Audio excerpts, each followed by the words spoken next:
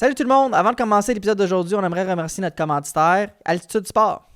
Oui, et c'est souvent en mars qu'on réalise que la course recommence pour vrai. Et là, on a besoin de se rééquiper, on ressort nos choses et on est dû. Là. Mais oui, il y a plein de choses. Tu peux vouloir des vêtements plus légers, tu peux vouloir une montre pour suivre tes entraînements ou juste remplacer ce qui commence à être usé. Fait qu'Altitude Sport a vraiment tout ce qu'il nous faut. Des vraiment de belles marques comme New Balance, Oka, Saucony, Salomon, Asics, Brooks, puis plein d'autres. Surtout, ce qui est pratique avec Altitude Sport, c'est que tout est fait en ligne. Donc, tu prends le temps de comparer, tu commandes, puis ça arrive super vite. Et la livraison, c'est le lendemain partout au Canada et même le jour même à Montréal. Le jour même, ça, c'est quand même cool. Parce que des fois, c'est pas toujours le cas. Fait que c'est fun quand c'est simple comme ça. Puis le retour, surtout, parce que des fois, quand tu commandes en ligne, des fois, retourner, c'est compliqué. Mais ici, c'est vraiment facile. T'as même pas besoin d'imprimante, c'est juste un code QR. Oui, mais tu as juste besoin de moi, Sacha. Je vais t'aider. Tu vas le gérer pour moi. Oui, exact. Parfait. Donc, on a un code promo pour vous. Utilisez le code Sport Inc. à la caisse pour obtenir jusqu'à 20 % de rabais sur votre première commande. Tous les détails et le lien sont dans la description de l'épisode. Oui, merci tout le monde.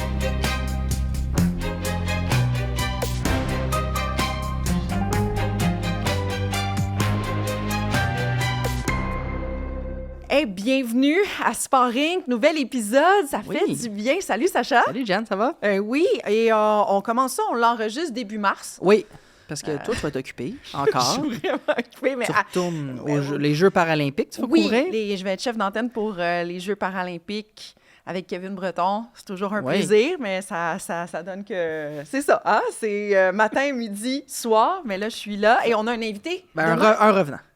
Alex Pratt qui a accepté de revenir avec nous après la première fois que tu étais avant les fêtes. Oui.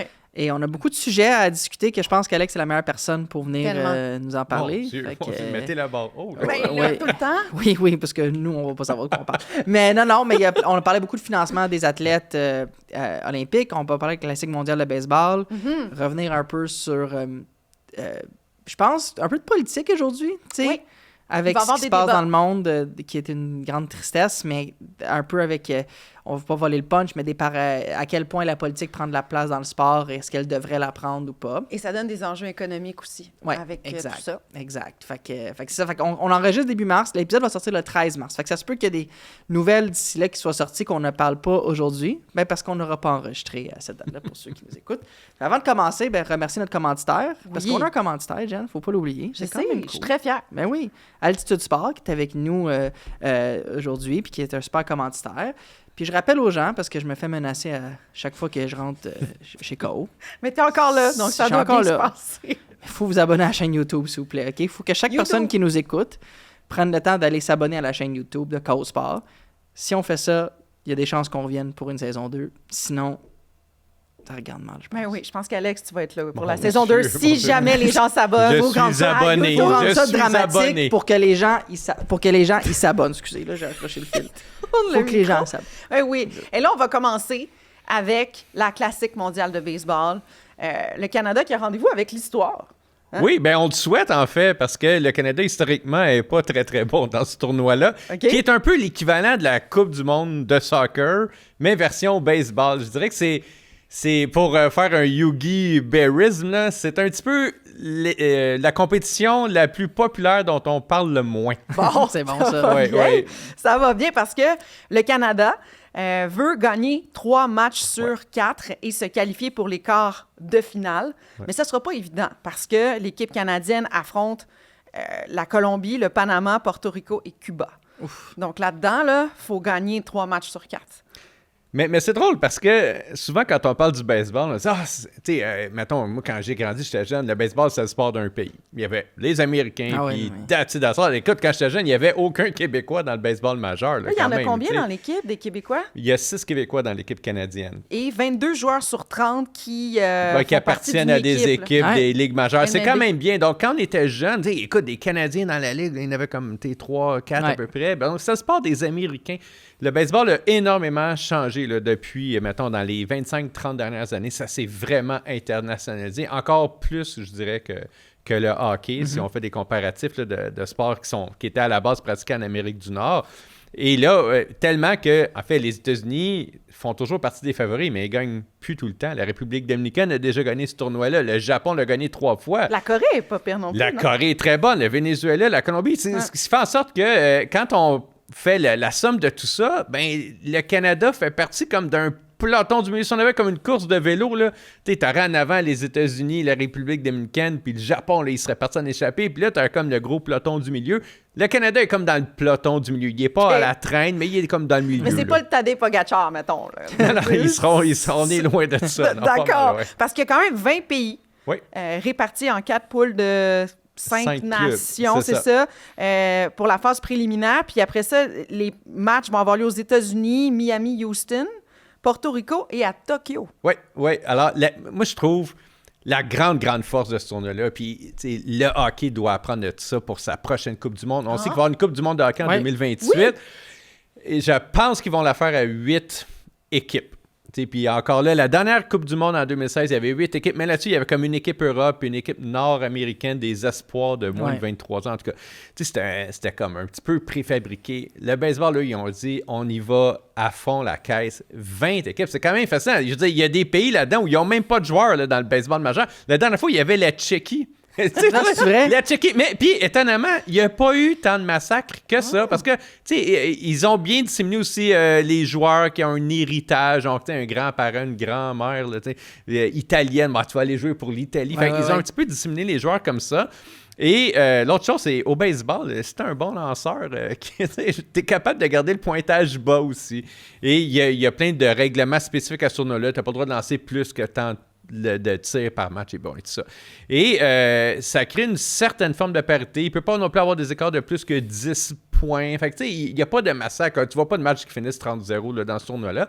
Et plus il y a de pays, mais plus tu as les chances qu'il y ait une surprise. T'sais, une chance que, pardon, les Pays-Bas battent les États-Unis, ça peut arriver. Il y a des bons joueurs dans les Antilles néerlandaises qui jouent pour les Pays-Bas. Il y a des joueurs étoiles là-dedans. Là. Donc, tu augmentes le risque d'une surprise. Et les surprises dans des grands tournois comme ça, c'est ce qui crée la légende dans un pays. Et c'est des fois ce qui permet à un sport d'exploser dans un pays. T'sais. Et en 2023, il y a eu une légende qui a commencé là. Parce que la dernière fois, c'est à chaque 3 ans, c'est ça? Oui, sur 3 ans, c'est ça. Et qui avait gagné en 2023? Ben, le Japon, en fait. Avec Yamamoto qui lançait, entre autres choses. Il y avait Otani qui était là. Donc, mais ça nous permet de voir un des futurs sorts pour des pays émergents, mais tu sais, ce qui est bien important, c'est la notion de surprise. Ça, c'est vraiment comme crucial. À la Coupe du Monde, quand le Sénégal bat la France, ça devient un moment charnière dans l'histoire sportive du Sénégal. Là. C'est bien important. Même chose, si l'Algérie gagne un match contre une puissance, là, ça va devenir un moment important. Et si on veut que le sport se développe partout dans le monde, on peut pas juste dire, OK, on va faire un tournoi à 4 équipes. Genre, il va y avoir le Japon, les États-Unis, Cuba, puis la République, puis c'est tout. C'est bien d'étendre ça le plus possible, puis d'exposer le plus de gens aux meilleurs au monde. Ce qui a très bien été fait aux Jeux olympiques, il y avait 12 pays cette fois-ci du côté masculin.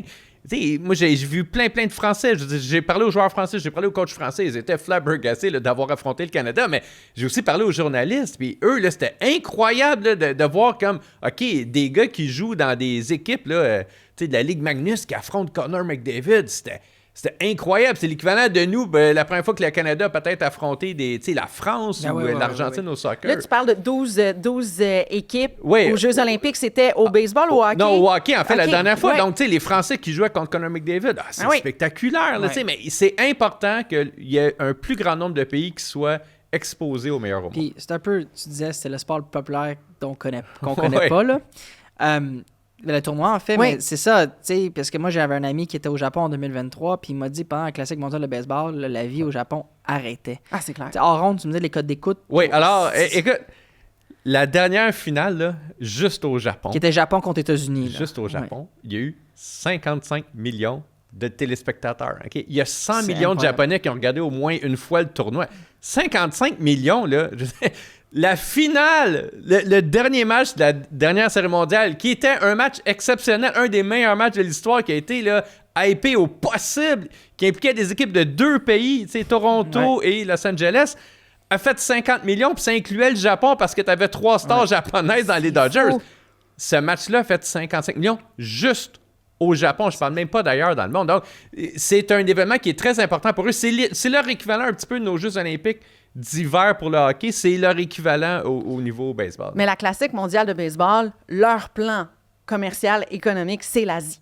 Oui, c'est le Japon, là. C'est... le Japon, mais la Corée, Taïwan, ils ont rempli des stades là, la dernière fois aussi. Fait, leur but, c'est le baseball majeur qui co-organise ça avec l'Association des joueurs et la Fédération internationale. Ils vendent les droits de télé très cher. Écoute, je pense en haut de 100 millions, là, sauf erreur. Et le but, c'est vraiment d'augmenter la portée, la croissance du baseball. Et c'est sûr qu'ils mettent des efforts monstres en Asie, mais aussi dans les pays latino-américains. Parce qu'au baseball, aux États-Unis, là, le marché il est comme saturé. Je pense qu'avec tous les clubs des ligues majeures, mineures, universitaires, je pense que tu as atteint le potentiel de croissance maximale du baseball. Là, tu vas dans des pays où tu penses qu'il y a encore de la croissance, Colombie, Porto Rico et tout ça. Chose que, je fais un parallèle avec le foot, la NFL, avec ses matchs internationaux, c'est la même leur chose. but, c'est d'aller à l'international, mais ce que le foot n'a pas, ils n'ont pas de représentation de joueurs ailleurs qu'aux États-Unis, puis le Canada un peu, tu sais. Comme, ça reste que des pays avec des joueurs, avec des origines hautes, il y en a, mais c'est rare. C'est pas assez pour former une équipe. Un et deux, c'est super bien là, de faire des matchs comme soit préparatoires, même des matchs de saison, les organiser en Allemagne, en Espagne et tout ça, c'est super au Brésil. Mais c'est pas, les gens ne voient pas les meilleurs contre les meilleurs. Ils voient 2 équipes sur les 32 qui s'affrontent. Alors que là, la Classique mondiale, c'est les meilleurs contre les meilleurs. Les Jeux olympiques, c'est les meilleurs contre les meilleurs. La Coupe du monde de soccer, c'est les meilleurs contre les meilleurs. Il faut que les gens aient accès à ce niveau élite-là, je veux dire, pour s'intéresser puis trouver comme, OK, ce sport-là est donc bien extraordinaire et pas juste avoir accès à des joueurs des fois un peu random. Et saviez-vous que pour la Classique mondiale de baseball, il y a eu un accord entre Netflix et le Japon. Donc, Netflix et la MLB ont signé un accord média en août dernier pour diffuser les 47 matchs sur le territoire japonais.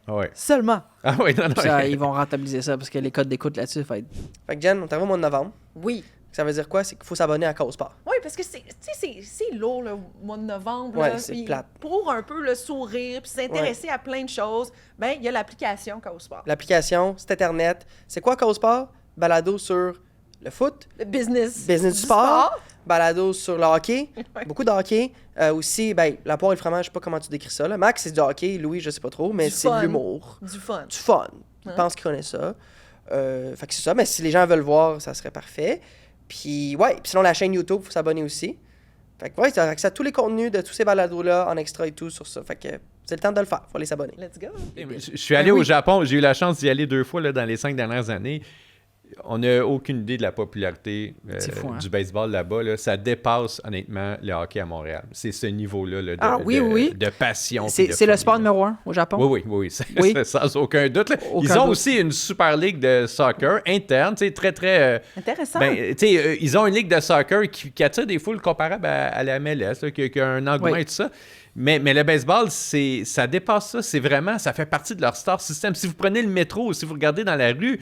les affiches stars, ce sont des joueurs de baseball. Je veux dire, prenez le métro, ils font la promotion des cartes de baseball ou de tout ça, mais de joueurs japonais, pas de Mike Trout, puis pas d'Aaron Judge, là, de joueurs japonais. Ah non, moi, je suis allée au Japon l'année dernière, à ce moment-ci de l'année, avec mes enfants. Et il y avait des jeux où tu peux prendre des peluches là, dans des genres de kiosques, je sais pas trop quoi. Puis moi, je me suis procuré, c'est ça, une photo de Shohei Ohtani. Puis il y en avait partout, là. Puis ça a été mon souvenir. Tu dis que c'était avec tes enfants pour justifier pourquoi tu allais chercher une peluche. Mais finalement, tes enfants n'étaient pas là, puis c'est toi qui t'allais juste jouer avec ça pendant des heures. Mais je suis même allée dans des salles là, où tu pouvais frapper des balles de baseball. Il y en a partout dans la ville. Il y en a partout à Tokyo. Tu ris de moi. Oui. Bref, le baseball, c'est plus le sport d'un seul pays. Comme l'était quand j'étais jeune. Puis je trouve qu'avec la Classique mondiale de baseball, ils ont vraiment réussi à créer un événement international qui suscite de l'engouement ailleurs. Puis de la curiosité dans des pays comme l'Italie, les Pays-Bas, la Tchéquie, des pays qui sont pas traditionnellement réputés pour le baseball. Puis ils réussissent bien à faire ça. Et là, maintenant, la question. Justement, là, on parle de représenter ton pays pour des compétitions comme celle-là. C'est quoi l'impact de ta performance après ça quand tu retournes, par exemple, dans ton club professionnel? On a vu ça aux Jeux olympiques là, avec le hockey. Ça a été quoi comme impact? Là, on peut les voir, là, c'est de retour dans la LNH, aussi du côté des femmes. Mais, tu sais, quelqu'un qui en a vraiment beaucoup profité la dernière fois, c'est Édouard Julien, qui était à l'époque un joueur des ligues mineures. Puis quand il a joué pour le Canada, il était le meilleur frappeur du tournoi. Ah oui. Fait que ça a vraiment comme boosté sa cote un petit peu. Puis les Twins, après ça, ils lui ont donné du temps de jeu, en fait, pendant toute la saison. Puis sa cote a vraiment augmenté à ce moment-là. Donc, il y en a. Il y a Mamoto, c'est sûr, qui a augmenté sa cote avant de venir en Amérique du Nord. Donc, c'est avantageux, là? C'est très avantageux, absolument. Puis je pense que c'est la même chose un petit peu dans tous les sports. Tu peux te faire remarquer, tu sais, là, il y a eu la Slovaquie aux Jeux Olympiques, il y a eu quand même un beau parcours. Tu sais, il y a 2 noms de joueurs slovaques, là, franchement, je ne me rappelais pas des noms par cœur, mais qui étaient sur toutes les lèvres. Puis, tu sais, les joueurs eux-mêmes disaient, ça n'a pas de bon sens que ces 2 gars-là ne jouent pas dans la Ligue nationale. Puis là, c'est sûr qu'ils vont avoir des contrats en sortant d'ici. Ça arrive. Joey Juneau s'était trouvé un contrat à l'époque aussi en sortant des Jeux Olympiques. Fait que ça fait partie des événements où les directeurs généraux ils regardent ces événements-là à la recherche de joueurs qui pourraient éventuellement... Puis on le voit à la Coupe du monde aussi de soccer, des joueurs du Team Canada, l'équipe canadienne qui ont réussi à aller vraiment prendre la cote après leur performance à la Coupe du monde dans les qualifications de la Coupe du monde. Puis je pense aussi, comme moi je regarde, mettons, localement, on analyse nos joueurs, un gars comme Nick Suzuki. J'étais au match contre les Capitals, puis je le regardais jouer, ça a l'air facile. En ce moment, là, je trouve que pour lui, là, la Ligue nationale de hockey est rendue à un niveau où est-ce que il a l'air en pleine confiance. Puis je pense que il y a comme une routine des fois qui s'installe chez les joueurs, tu sais, leur saison. Puis là, 82 matchs, les séries, puis tu comptes les mêmes équipes. Fait que quand tu as un tournoi comme ça, où c'est les best on best, là, les meilleurs contre les meilleurs, puis que là, tu vois vraiment un niveau de hockey autre, ben tout devient relatif. Tu sais, tu reviens, puis pour faire une analogie de baseball, c'était habitué d'affronter des balles rapides à 92 000 à l'heure, 93 000 à l'heure. Puis là, tu dis, puis là, tu arrives, t'en affrontes pendant un mois de temps à 98 000 à l'heure. Ben, quand tu reviens à 93, tu dis, c'est pas si pire finalement. Fait que je pense que ces tournois-là ont l'opportunité de faire vraiment développer des joueurs. Puis il y en a pour se faire découvrir, mais il y en a aussi juste sortir un peu de la routine pour tous les athlètes. Puis ceux qui sont pas choisis, comme Caulfield, Hudson ou d'autres, ben ça peut aussi te piquer puis donner envie de... Absolument. Puis tu sais, pour répondre à ta question aussi, la dernière Coupe du monde de soccer, tu sais, les Canadiens, ils sont pas tant connus. C'est un peu l'équivalent des Slovaques, là, je veux dire, au tournoi. Fait on connaît les stars, on connaît Alphonso Davies, là, puis Jonathan David, mais les joueurs de soutien sont un petit peu moins connus à l'international. Tu sais, le CF Montréal, ils en ont vraiment profité, puis ils ont fait des belles ventes, là, notamment, ils ont vendu à Alistair Johnston, leur défenseur, pendant le tournoi. Je veux dire, c'est drôle parce que cette journée-là, je mangeais avec des gens de l'Impact du CF Montréal, justement, qui étaient au Qatar. Je suis allé couvrir là-bas, puis ils l'ont vendu la journée même. Ils étaient en pourparlers pour essayer de vendre le plus de joueurs avec de la valeur possible. Ta cote, elle peut littéralement tripler si c'est un bon tournoi en dedans de quelques jours. C'est vraiment intéressant. Moi, j'ai une question par rapport à la LNH. Si on retourne en arrière, là, pourquoi la LNH n'était pas aux Jeux olympiques? Parce que je comprends pas. Avec la popularité, c'était quoi au départ? Pourquoi on a décidé de pas... Laisser Alex y aller, parce que... c'est drôle parce qu'il est arrivé avec la même chose avec le baseball qui était aux Jeux olympiques avant, puis à un moment donné, ils sont plus aux Jeux olympiques. Les ligues veulent avoir un pourcentage, là, je veux dire, on vous donne nos meilleurs joueurs, vous donnez accès aux meilleurs joueurs, mais on veut avoir quelque chose en retour, sinon on va faire notre propre événement international. La Ligue, d'ailleurs, a fait la Coupe du monde en 2016 de hockey, ils sont pas allés aux Jeux olympiques en 2018 puis 2022, donc eux, ils disent... Écoutez, on prend un risque. Nos clubs prennent un risque à vous prêter nos meilleurs joueurs. Ça se peut qu'ils soient blessés. Il y a des questions d'assurance là-dedans. Je vous ai assuré Connor McDavid, ça coûte pas 1000$. C'est pas comme nous quand on va en voyage. non, c'est pas en France, tu prends une assurance voyage. C'est pas tout à fait ça. Sidney Crosby, c'est un peu ça qui est arrivé aussi. Exactement. Donc, puis là, tu parles de joueurs avec des très gros salaires parce que c'est les meilleurs au monde. Donc, il faut que leur salaire soit couvert si jamais ça passe quelque chose ou une partie de leur salaire. Donc, la Ligue nationale avait un irritant et elle l'a toujours, je pense, un petit peu avec la Fédération internationale de écoutez, what's in it for us? Là, ça nous prend quelque chose. On peut pas juste vous prêter les meilleurs joueurs. Puis c'est fini. On a besoin de formes de compensation ou en tout cas, on veut peut-être avoir un partage des revenus et tout ça, mais ça nous prend quelque chose. Et l'autre chose aussi, c'est que c'était en Asie, c'était en Corée. C'était pas des heures optimales non plus pour la télédiffusion ici. Le décalage horaire pour les joueurs. Fait que, il y avait quand même plusieurs facteurs, mais à la base, c'est pourquoi on vous prêterait nos meilleurs joueurs alors qu'on est capable nous-mêmes d'organiser un événement international. Moi, je pense juste que la Ligue nationale de hockey, où est-ce que je trouve que, oui, je comprends la question d'aller faire de l'argent, puis je n'étais pas dans les négociations, mais ils ont encore beaucoup à développer dans le marché américain, le hockey. C'est pas... On parlait du baseball, là, c'est saturé aux États-Unis. On parle de NFL, c'est saturé. NBA, c'est saturé. la Ligue nationale de hockey n'est pas saturée aux États-Unis, puis ça devient de plus en plus suivi, connu grâce justement à des balados, des émissions, comme la technologie maintenant, l'accès. Mais les Américains répondent extrêmement bien aux compétitions internationales où ce que leur pays est représenté. Ouais. Et ça met beaucoup les joueurs en vitrine. Puis je pense que ça l'a sûrement nuit au développement du hockey aux États-Unis, le fait de ne pas avoir de représentation olympique de ces joueurs-là. Parce que c'est quoi, entre 2000... C'était quoi, Sochi, le dernier, que ça a eu lieu, les athlètes? Oui. C'est que 2014 à 2026, oui, je comprends la Coupe du Monde, mais comme tu dis... Non, il n'y avait pas le même engouement. Là, non, tu sais, fait que les 4 nations ont vraiment ramené ça. Les codes d'écoute aux États-Unis pour les 4 nations c'était vraiment fort. Il y avait un contexte géopolitique extrêmement précis sur cette semaine-là où ça s'est passé. Oui.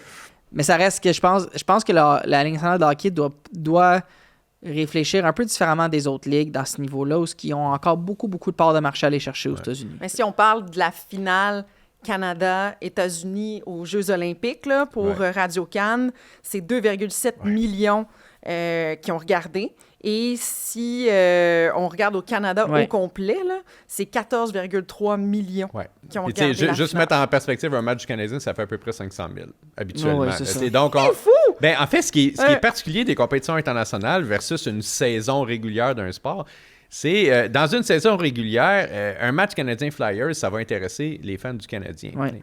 Un match de l'équipe canadienne de hockey aux Jeux olympiques, là, tu vas aller chercher les occasionnels. Ma mère, elle va l'écouter. Ma soeur va l'écouter. Mon frère va l'écouter. Puis c'est pas du monde qui écoute nécessairement toutes les parties là, canadiens du Québec, là, c'était 8 h le matin. Exactement. Mais même attends, à Vancouver, c'est 5 h du matin le match. Puis ils ont quand même fait 15 millions à peu près dans le pays. Donc, en fait, tu vas aller chercher les occasionnels avec ces matchs-là. Puis c'est pour ça que c'est important d'avoir des compétitions internationales comme les Jeux olympiques, comme la Coupe du monde, comme la Classique mondiale. Tu sais, le soccer féminin aux États-Unis, là, ils font pas des codes d'écoute extraordinaires quand c'est des matchs de club. Là. Quand l'équipe nationale féminine joue dans une Coupe du monde ou aux Jeux olympiques, ça explose. Même chose, la MLS fait vraiment pas des bonnes codes d'écoute aux États-Unis. Quand l'équipe nationale joue dans une grosse compétition, les codes d'écoute sont là. Je pense que le hockey est un petit peu dans la même situation que le soccer présentement, où ton équipe nationale, elle va vraiment... Il faut que ça soit le cœur de ta croissance va passer par ton équipe nationale, puis des événements internationaux. Fait que là, la Ligue nationale dit, OK, 2028, on fait une Coupe du monde, 2030, on revient aux Olympiques. Il faut vraiment...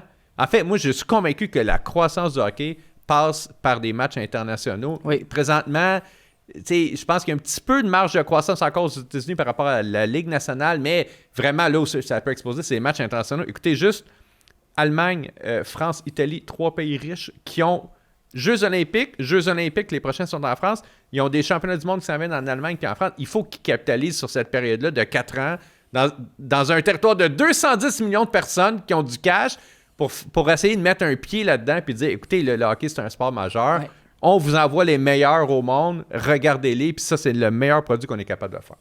Hey, ça me donne des frissons, tout ça. Une fois par année, un tournoi à l'international? Non, parce que la rareté crée quand même l'engouement. C'est comme les Jeux olympiques. Si c'était à toutes les années, ça serait un petit peu moins populaire. Ils sont sur un cycle de 2 ans présentement. La Ligue nationale, Coupe du monde, Jeux olympiques, Coupe du monde, Jeux olympiques. Je suis d'accord. Ça fonctionne plutôt bien au soccer. Au golf, la Coupe Ryder. Exactement. Puis au soccer, tu as les championnats continentaux, puis après ça, tu as la Coupe du monde. Ça varie comme ça. Je pense que c'est une bonne formule. Parlons de la Coupe du monde de soccer. Oui. Justement. Casse-tête avec tout ce qui se passe côté politique. Les États-Unis, pays hôte du tournoi, on va le rementionner, ont mené des attaques contre l'Iran, nation qui est déjà qualifiée pour la compétition. Alors là, la participation iranienne devient incertaine. Ils en ont même parlé là, qu'ils ne savent pas trop là, ce qui va se passer. Et c'est énorme aussi côté business. Là. Si on parle économiquement, là, je lisais dans le Sports Business Journal, il y a vraiment des pertes incroyables. Si l'Iran se retire de la Coupe du monde, ce qui reste encore hypothétique, là, sa fédération de football perdrait au moins 10,5 millions de dollars. Oui. La FIFA verse 9 millions à chacune des 16 fédérations dont les équipes ne passent pas le premier tour. Chaque équipe qualifiée reçoit 1,5 million pour couvrir les frais de préparation. Non, mais je pense que toute cette situation-là est très... on est au début mars, puis il reste encore 100 jours avant. Oui. Fait que ça peut évidemment changer s'il y a un changement de régime. Peut-être que tout ça va s'aplanir d'ici là, mais Mais c'est sûr que présentement, c'est problématique. C'est pas des situations qu'on a vécues là, récemment. Tu sais, le Brésil avait attaqué personne, là, je veux dire, avant la Coupe du Monde. L'Afrique du Sud non plus. La Russie, ça avait été un petit peu plus complexe parce qu'il y avait quand même envahi une partie de l'Ukraine avant. Mais c'est pas des situations auxquelles on est confronté, mettons, dans les 50 dernières années. Ouais. C'est vraiment des situations troublantes, là, présentement. C'est complexe, puis l'Iran, moi, j'ai grandi en écoutant ce pays-là. Au Coupe du Monde, mon père est iranien. C'est ça que j'allais dire. On a écouté, je me rappelle encore du match Iran-États-Unis, le friendly en 98, que c'était comme les contextes politiques, puis ça a fait un match nul, je pense, où l'Iran avait gagné, je me rappelle plus, mais ça avait été un moment important dans leur histoire. Puis ça reste que c'est une nation, au niveau du soccer, a beaucoup progressé. Ils sont 20e au monde. C'est ça, là. Ils sont très bons, puis il y a une passion. C'est ça, il y a une passion, puis il y a quand même plusieurs joueurs qui évoluent en Europe, puis il y a toujours eu une grosse culture de soccer. La Ligue nationale, donc la Ligue de l'Iran, est très reconnue, puis forte dans la Coupe d'Asie, sont parmi les meilleures. Fait que c'est pas une équipe qui est la première fois qui est là en 100 ans. Là. C'est une équipe qui a gagné sa place de façon assez convaincante dans les qualifications. Mais je sais qu'on va aller vers là, mais je trouve ça très complexe, puis quand on commence à mélanger politique et sport, parce que je trouve qu'au contraire, un pays qui se fait... où ce que les gens, les citoyens là-bas, on parle beaucoup des gouvernements et tout, mais les gens là, qui habitent puis qui ils vivent dans cette situation extrêmement, extrêmement lourde, avoir leur équipe de soccer qui joue, ça peut être un échappatoire extraordinaire pour l'instance de un match de 90 minutes. On l'a vu avec l'Ukraine dans les dernières années, justement, là, quand ils jouent des matchs. Donc, là. Si l'équipe n'est pas là, les grands perdants, oui, 10,5 millions, mais pour moi, c'est secondaire. Ceux qui en bénéficieraient le plus, c'est les citoyens qui peuvent voir l'équipe qui représente leur pays compétitionner pour ça. Fait que ça, je trouve que c'est là qu'on manquerait une belle opportunité de laissons la politique, puis laissons le sport dans le sport. Mais je sais que c'est une opinion que moi j'ai, mais c'est pas tout le monde qui la partage. C'est sûr que dans un contexte de guerre, c'est vraiment difficile de séparer les deux. Il y a quand même eu des Jeux olympiques qui ont déjà été annulés à cause de la guerre. Oui. L'ancêtre de la Ligue nationale de hockey, avant que la Ligue nationale de hockey soit créée en 1917, oui. ça a été créé pendant la guerre. Oui. L'ancienne Ligue a été dissoute parce qu'à un moment donné, il n'y avait plus assez d'équipes. Il y a des équipes du baseball majeur qui ont eu vraiment de la difficulté à passer à travers les deux guerres. Fait, ça arrive, il y a des conséquences. Puis quand tu es dans un pays en guerre, le sport devient soudainement extrêmement secondaire. Tu as d'autres priorités dans la vie. Fait que ça se peut là, qu'on voit des pays peut-être se retirer ou faire des forfaits. On est dans un contexte qui n'a rien à voir avec celui dans lequel on a grandi. Là. Il y a beaucoup plus d'incertitudes qu'il y en a aujourd'hui. Il y a des pays, on le voit aux Jeux paralympiques, là, il y a des pays qui boycottent présentement les Jeux paralympiques parce qu'il y a des athlètes russes qui y sont. Et Bélarus, oui, c'est ça, qui sont sous leur drapeau, parce qu'avant, c'était le drapeau neutre. Là. Et là, oui, ils ont décidé de changer tout ça. Ouais. Pas pour les Jeux olympiques, juste pour les Jeux paralympiques, ce que je trouve... Oui.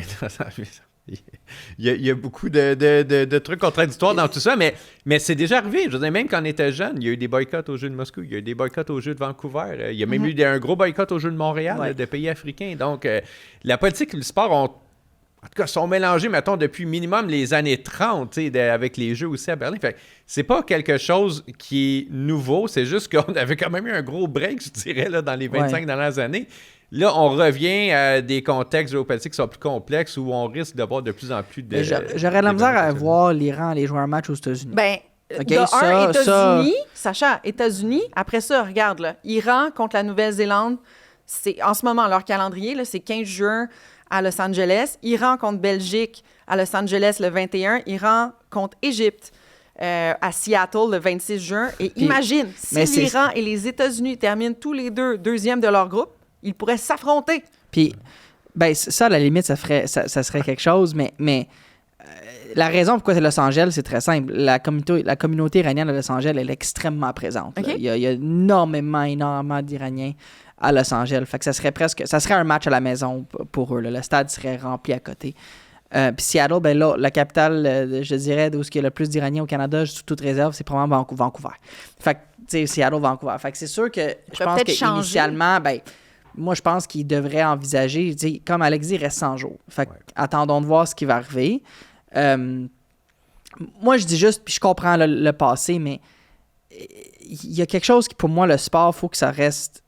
Puis on parlait aussi du Du casque. Du casque. De squeletton. Ukrainien. On va en parler. Mais juste, je trouve que pour moi, mon avis, je sais que ça se mélange et tout, mais pour l'instant de quelques semaines, un mois, c'est des joueurs de soccer qui s'affrontent. Puis quand tu es aux Olympiques, c'est des athlètes qui s'affrontent. Puis moi, la Russie, ce qui me dérange beaucoup, c'est le dopage. Puis écoutez, là, tout ce qui se passe en Ukraine et tout, je trouve ça dégueulasse. Puis ce qui se passe.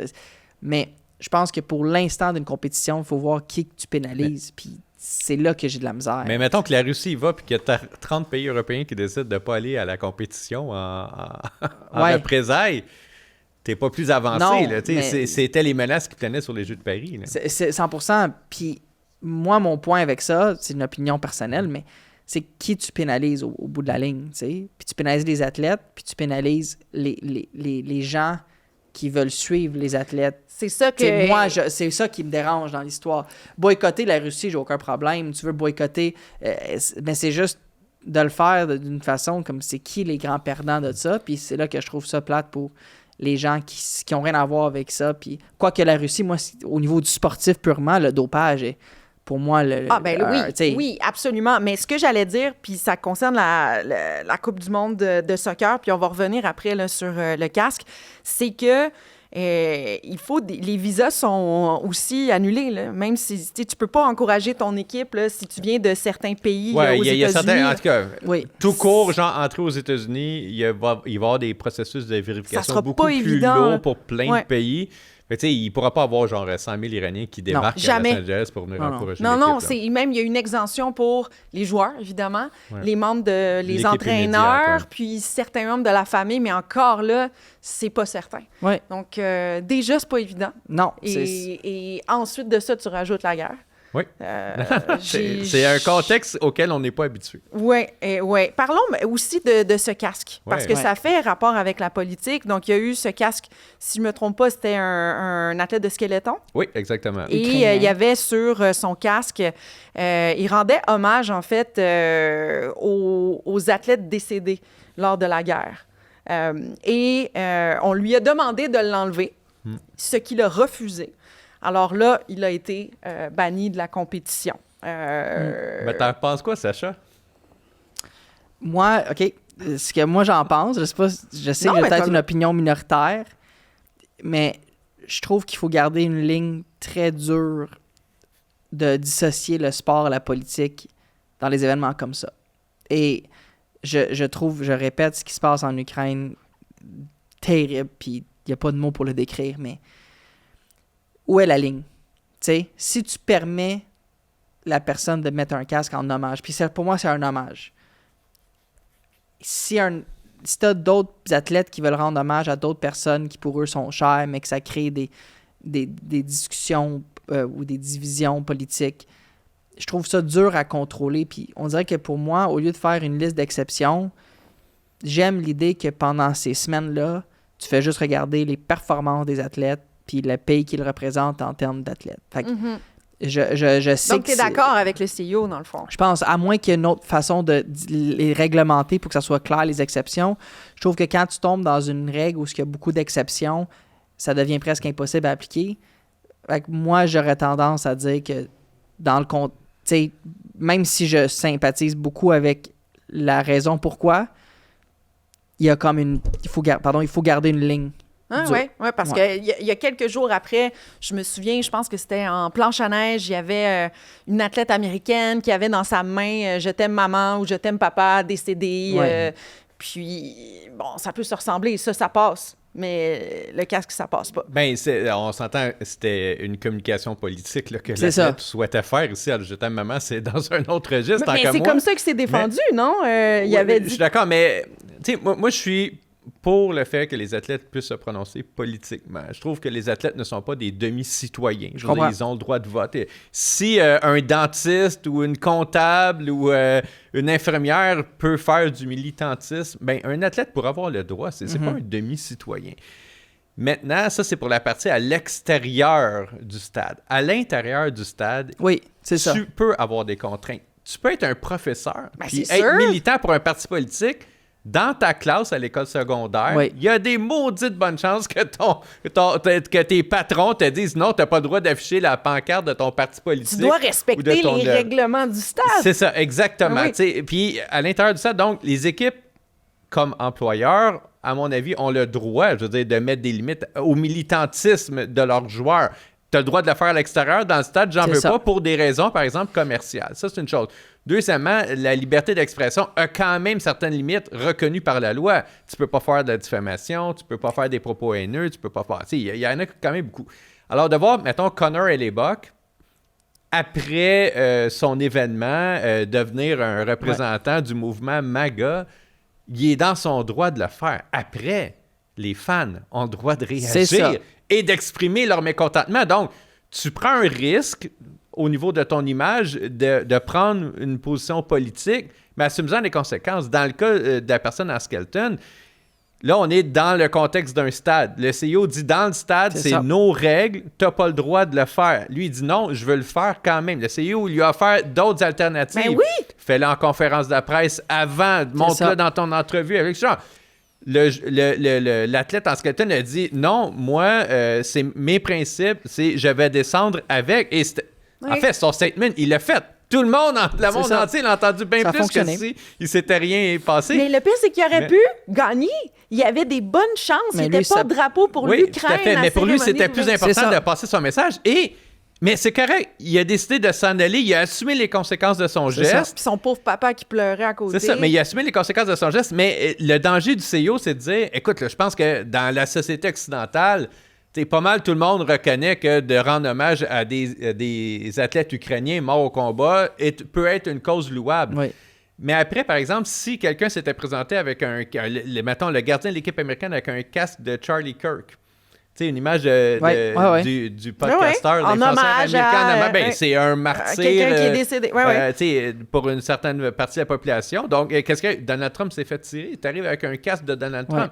Des athlètes iraniens qui se présenteraient aux Jeux d'été avec, je sais pas, un chandail d'un ayatollah. On fait quoi? Et là, où est la partie qui est bonne? Où est la partie qui est mauvaise? Avec l'Ukraine, c'était quand même une question relativement facile pour nous qui sommes occidentaux de dire...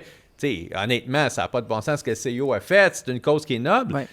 Mais quand on fractionne toutes les possibilités, on voit rapidement que ça pourrait causer des problèmes. C'est ça. Puis c'est vraiment ça. Dans le contexte, à l'extérieur, les réseaux sociaux, moi, j'ai pas de problème du tout à ce que les athlètes soient des porte-paroles de cause. Puis au contraire, je trouve qu'ils ont cette plateforme, utilise-la comme tu le veux. Puis si tu as des opinions plus tranchées, tu vas vivre avec les conséquences de ça. Mais il y a quelque chose que je trouve... des images qui, moi, il me restent. On parlait d'Iran contre les États-Unis au soccer. Moi, j'aimerais ça. Moi, j'aimerais voir ça parce que j'aimerais voir les deux joueurs serrer la main puis s'échanger. Au soccer, c'est coutume, tu t'échanges.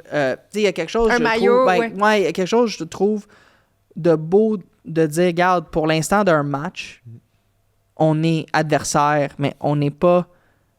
on n'est pas en train de se battre au front. Puis je trouve que dans une course de skeleton, il y a plein de raisons. Puis c'est correct s'il veut le faire puis assumer qu'il se fait disqualifier, mais compétitionne, puis vas-y. Mais si tu veux le faire, fais-le à l'extérieur. Puis si tu veux le faire là, tu vas être disqualifié. Puis je trouve que c'est un peu ton analogie à Charlie Kirk-Walt, c'est très juste parce que où est la ligne à ce moment-là? Puis à ce moment, si tu laisses une exception, une place, pourquoi pour certaines personnes, la cause de Charlie Kirk est aussi importante que la cause... Il y a eu des exceptions. Par exemple, les joueurs qui mettaient des genoux à terre, on l'a vu au football, mais on l'a aussi vu au soccer. Moi, j'en ai vu à la dernière Coupe du Monde. Il y a des joueurs qui ont voulu porter des brassards aussi en soutien à la cause LGBTQ. Au Qatar, où c'était... je veux dire, vraiment pas bien vu de la part du gouvernement. Puis, il y a vraiment eu, avant un match, justement, Angleterre-Iran, sauf erreur, où il y a vraiment eu une lutte de pouvoir dans les coulisses du stade avant la partie pour pas que Harry Kane, qui est capitaine anglais, porte ce brassard-là. Donc, on en voit là, des situations très, très pratico-pratiques dans des vrais matchs, dans des vraies compétitions où on voit qu'en fait... des causes qui peuvent nous sembler nobles ne sont pas ailleurs. Puis qu'il y a vraiment des lignes de fraction qui existent. Puis tu sais, le brassard LGBTQ, tu sais, que la Ligue nationale de hockey, c'était l'histoire, là... La Ligue nationale, il y a des équipes qui ont décidé de ne plus faire de soirée de la fierté parce qu'il y a des joueurs, notamment russes, qui voulaient pas le porter. Notamment pour des raisons religieuses. Puis tu sais, c'est ça c'est intéressant, ça, parce que, tu sais, on en parle, puis c'est quand même un dossier complexe, parce que moi, je trouvais ça dommage qu'ils le portent pas tous, tu sais, ce brassard-là, puis que ça soit pas... qu'il y avait cette... Parce qu'on dirait qu'il y a des choses... Comme pour moi, un peu la ligne, c'est qu'il y a des causes, puis c'est une opinion personnelle, tu sais, mais mettons, les droits des gens LGBTQ, pour moi, c'est comme pas un débat, tu sais, dans le sens comme, tu sais, mais il y en a pour qui ça l'est. Fait que moi, c'est sûr, quand j'ai entendu la nouvelle qu'il avait, il y a des gens qui voulaient pas le porter, ça m'a offusqué que les gens le portent pas. Mais tu sais que l'Iran contre l'Égypte, le 26 juin, c'est le match de la fierté. Donc, si ce match a lieu, là, c'est l'Iran contre l'Égypte. Il y avait beaucoup de discussions. C'est mes origines. Ma mère est égyptienne. Je savais pas. Tu vois. Mais cela dit, tu sais, un club a le droit d'épouser aussi des causes. Si le Canadien décide qu'il appuie la cause LGBTQ+, puis que ses joueurs ils les autorisent, c'est correct. Je pense que c'est à chaque organisation d'établir les règles dans son stade. Ouais. Il y a des équipes qui sont pas. Il y a à peu près toutes les équipes aux États-Unis portent des uniformes camo, là, je veux dire, en soutien à l'armée. Fait que les clubs ont le droit quand même aussi de soutenir des causes, puis d'embarquer leurs joueurs là-dedans. Les joueurs ont le droit de refuser, c'est ce qu'on a vu aux États-Unis. Mais c'est sûr qu'on est dans un monde de plus en plus polarisé, là, mettons, depuis 10 ans, où on les voit, là, toutes les lignes de friction qui sont de plus en plus communes. Alors, c'est pour ça que je pense que c'est où il a fait, on tranchera pas là, parce que est-ce qu'on veut être les gardiens de ceux qui décident ce qui est bon ou qui l'est pas, alors qu'on souhaite avoir 209 pays aux Jeux olympiques avec toutes les divisions qu'il y a entre ces pays-là? On veut pas s'imposer comme les arbitres de cette situation. Donc, c'est le temps de faire une pause. Oui, exact. Et si on veut en savoir davantage sur le financement des athlètes canadiens avec Alexandre Pratt, il va falloir se diriger vers la plateforme KO Sport. Oui, l'application, le site Internet, les gens peuvent y aller pour voir l'extra. On parlait de financement des athlètes, puis un bon quiz ensemble. Puis, j'ai travaillé fort. Tu as travaillé très fort. Je suis très fier de toi. C'est impressionnant. Un coup de circuit. Oui, oui. Donc, merci tout le monde, puis au plaisir de vous voir sur l'extra.